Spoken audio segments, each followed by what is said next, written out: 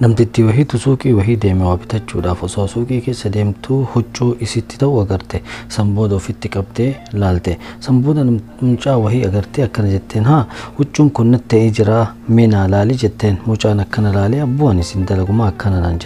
jetteen tayyib sa'a tokko guutuu yoo asiin deema asiin na duuka deemte yoo asiin deema asiin na duuka deemte ijinarraa buqqifachuu diddee maalinni jetteen sanbooda abbammaa mucaa sanii yeroo san mucaan saalfatee tare abbammaa mucaa sanii ammoo mana sargii wahii deeme yookaan mana cidhaa kana keessatti namticha wahiitti walitti dhufe namtichi kun buna akka ajaa'ibaatitti dhuga sanbooda akkana jedheen maali buna akkanatti dhuguun jedheen sanbooda namtichi akkana jedheen seeqatee beeytaa jedheen akaakayyuun kiyya waggaa 100 guutuu jiraate fayyaa guutuudhaan osoo homaa hin ta'in guyyaa isaatu gahee du'e jedheen abbaan keellee buna dhugaa jennaan namtichi